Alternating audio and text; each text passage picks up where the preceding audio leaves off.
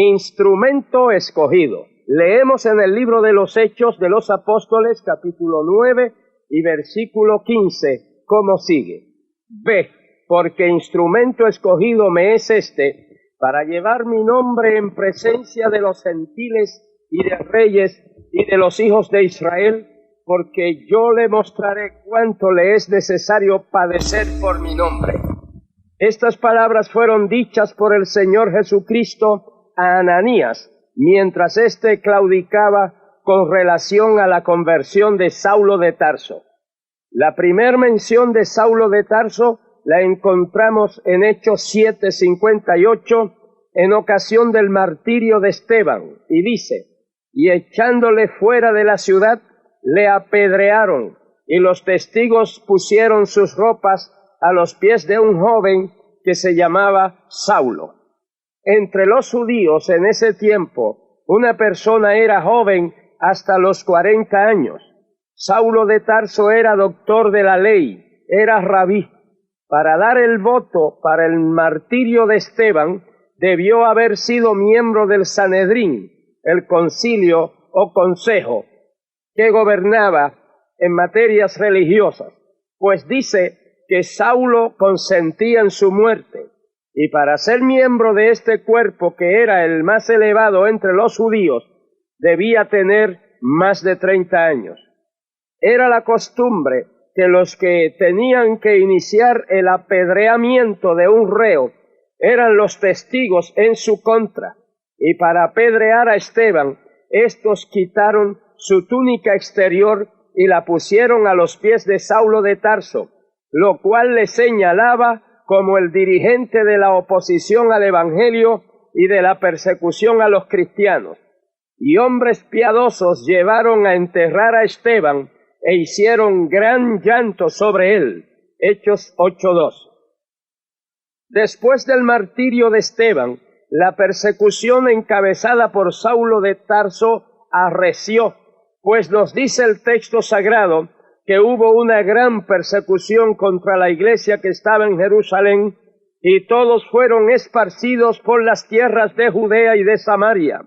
Y Saulo asolaba a la iglesia, y entrando casa por casa, arrastraba a hombres y a mujeres, y los entregaba en la cárcel. Hechos 8:3 y 4.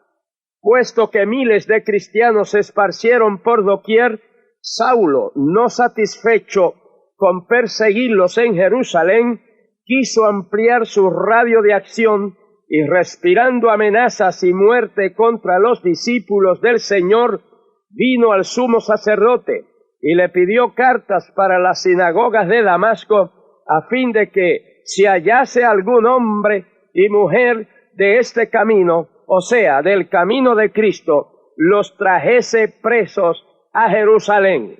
Hechos 9, del 1 al 3. Y nos sigue diciendo el relato bíblico como sigue: mas yendo por el camino, aconteció que al llegar cerca de Damasco, repentinamente le rodeó un resplandor de luz del cielo, y cayendo en tierra oyó una voz que le decía: Saulo, Saulo, ¿por qué me persigues? Él dijo: ¿quién eres, Señor? Y le dijo: yo soy Jesús, a quien tú persigues. Dura cosa te es dar coces contra el aguijón. Él, temblando y temeroso, dijo: Señor, ¿qué quieres que yo haga? Y el Señor le dijo: levántate y entra en la ciudad, y se te dirá lo que debes hacer. Y los hombres que iban con Saulo se pararon atónitos, oyendo a la verdad la voz, mas sin ver a nadie. Entonces Saulo se levantó de tierra, y abriendo los ojos no veía a nadie. Así que, llevándole por la mano, le metieron en Damasco, donde estuvo 3 días sin ver, y no comió ni bebió. Había entonces en Damasco un discípulo llamado Ananías, a quien el Señor dijo en visión: Ananías. Y él respondió: heme aquí, Señor. Y el Señor le dijo: levántate y ve a la calle que se llama Derecha, y busca en casa de Judas a uno llamado Saulo. de Tarso, porque aquí él ora. Y ha visto en visión a un varón llamado Ananías, que entra y le pone las manos encima para que recobre la vista. Entonces Ananías respondió: Señor, he oído de muchos acerca de este hombre, cuántos males ha hecho a tus santos en Jerusalén, y aún aquí tiene autoridad de los principales sacerdotes para prender a todos los que invocan tu nombre. El Señor le dijo: ve, porque instrumento escogido me es este, para llevar mi nombre en presencia de los gentiles y de reyes y de los hijos de Israel, porque yo le mostraré cuánto le es necesario padecer por mi nombre.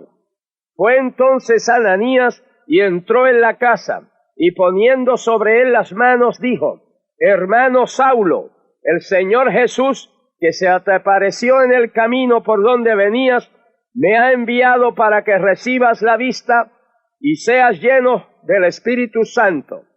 Y al momento le cayeron de los ojos como escamas, recibió al instante la vista, y levantándose fue bautizado. Y habiendo tomado alimento recobró fuerzas, y estuvo Saulo por algunos días con los discípulos que estaban en Damasco.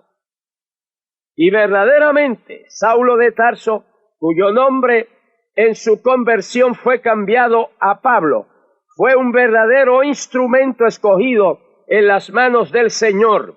En el camino de Damasco, de las cenizas del terrible perseguidor, se levantó el gran paladín del Evangelio, el intrépido apóstol de los gentiles, el gran intérprete de Cristo, el más grande misionero, evangelista, maestro, pastor de toda la historia de la Iglesia. Amados, el ministerio cristiano es la ocupación más noble y digna debajo del sol. El verdadero hombre de Dios es un instrumento escogido en las manos de Dios y es la persona más necesaria en la comunidad.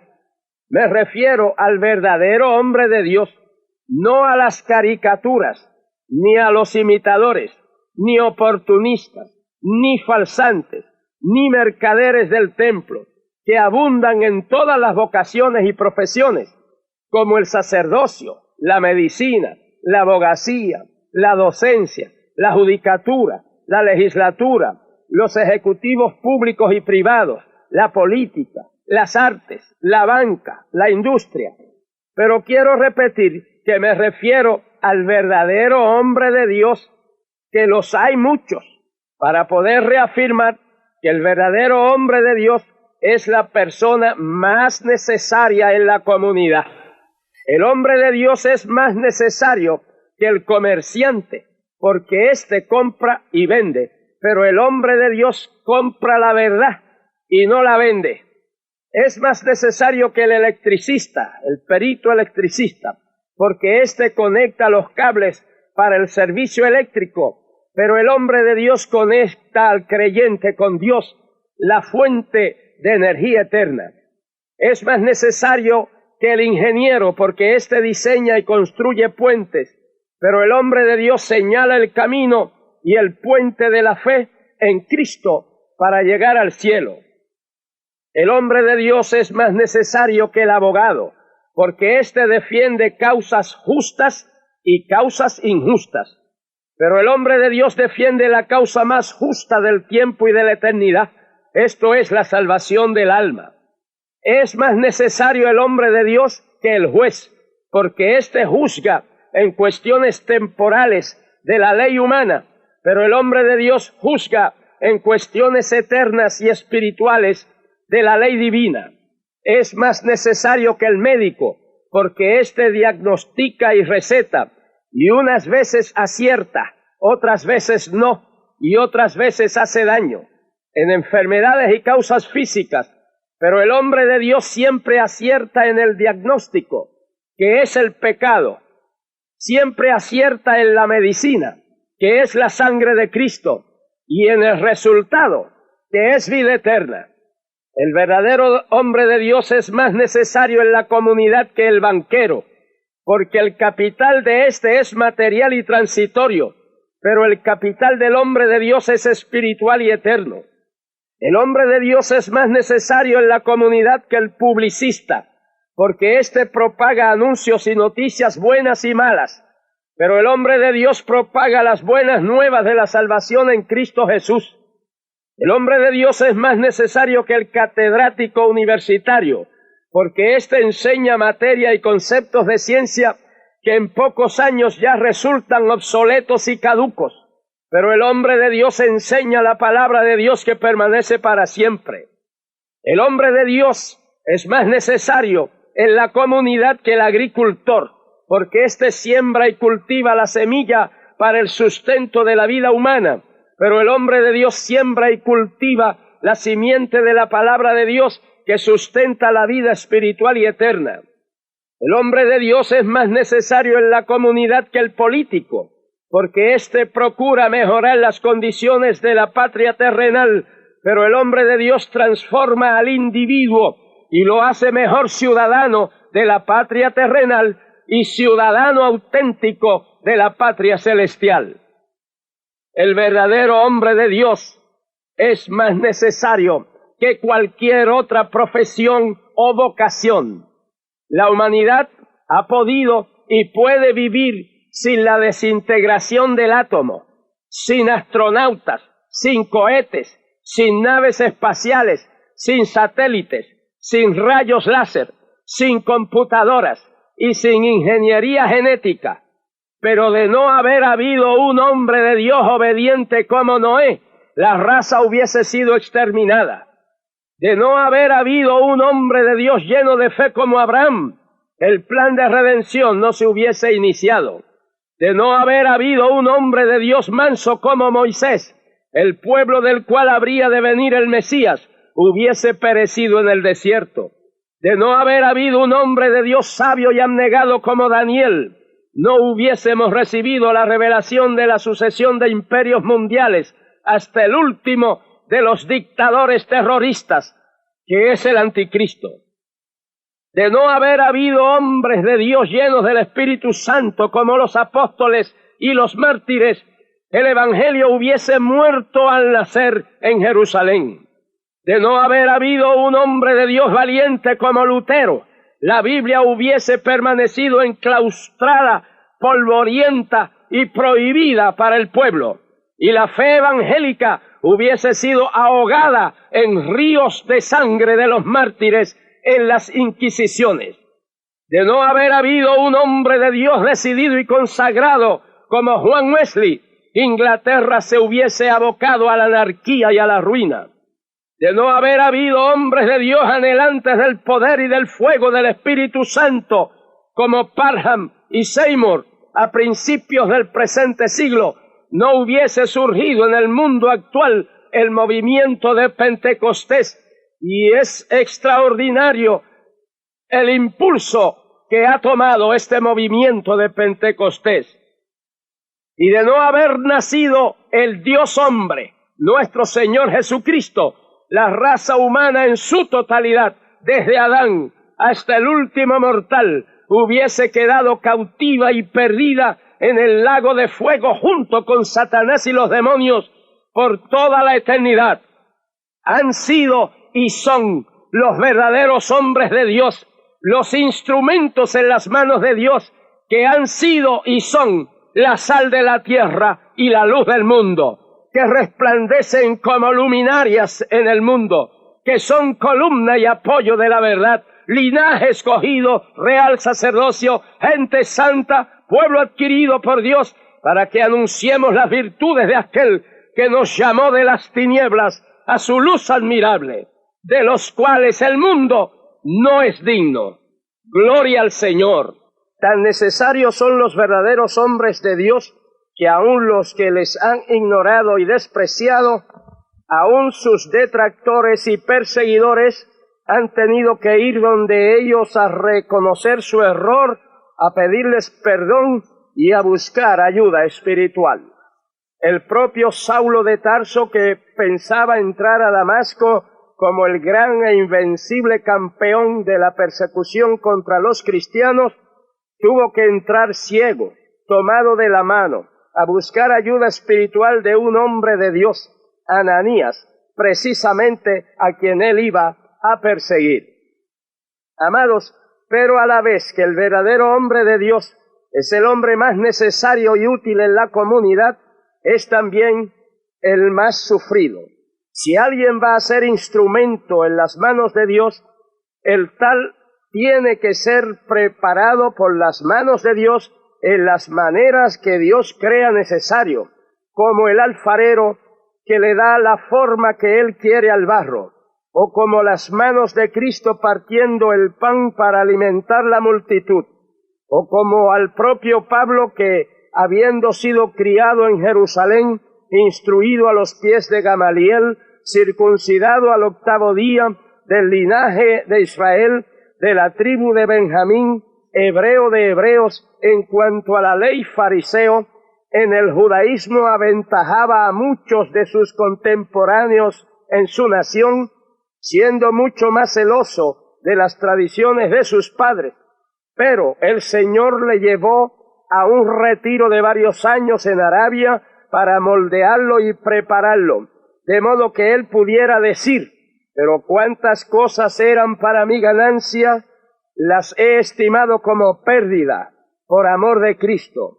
Y ciertamente aún estimo todas las cosas como pérdida por el eminente conocimiento de Cristo Jesús mi Señor, por amor del cual lo he perdido todo y lo tengo por estiércol para ganar a Cristo.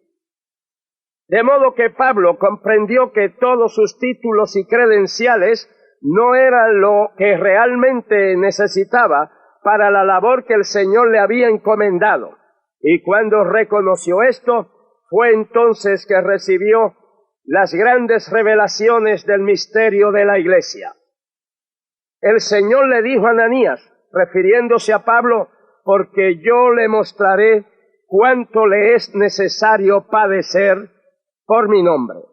Y el apóstol en plena labor escribió: estamos atribulados en todo, mas no angustiados, en apuros, mas no desesperados, perseguidos, mas no desamparados, derribados, pero no destruidos, en tribulaciones, en necesidades, en angustias, en azotes, en cárceles, en tumultos, en trabajos, en desvelos, en ayunos, en pureza, en ciencia, en longanimidad, en bondad, en el Espíritu Santo, en amor sincero, en palabra de verdad, en poder de Dios, con armas de justicia a diestra y a siniestra, por honra y por deshonra, por mala fama y por buena fama, como engañadores pero veraces, como desconocidos pero bien conocidos, como moribundos, mas he aquí vivimos, como castigados, mas no muertos, como entristecidos,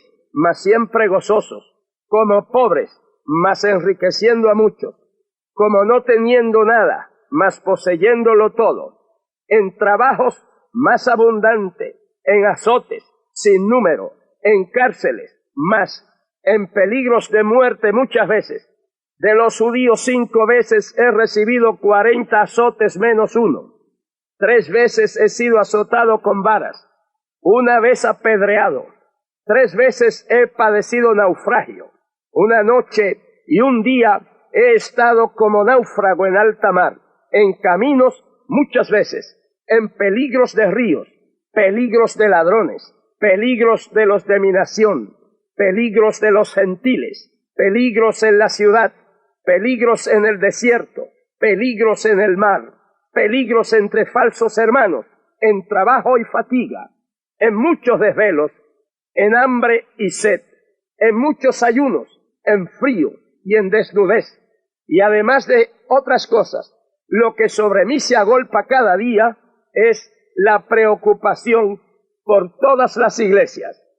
Escudriñando una sola de sus epístolas, encontramos que los enemigos gratuitos del apóstol le acusaban de ser voluble, carnal, que se enseñoreaba, que era duro e insensible, que no perdonaba, que falsificaba la palabra, que no llevaba cartas de recomendación, que era incompetente, mediocre, que adulteraba la palabra, que se predicaba a sí mismo, que se desalentaba, se gloriaba, que estaba loco, que no tenía ministerio, que era un tropezadero, que agraviaba, que paseaba mucho, que era un dictador, que solicitaba ofrendas, que era exigente, que andaba según la carne, que amedrentaba a los hermanos, que se extralimitaba, que era tosco en la palabra, que despojaba a las iglesias, que era una carga, que no se ocupaba de los hermanos, que no era apóstol, que era engañador, que era débil, que estaba reprobado.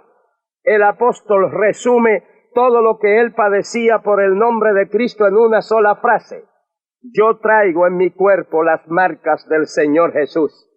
Amados, es que en la medida en que Dios puede usar una vida, es la medida de sus padecimientos por el nombre del Señor y de la obra de Dios.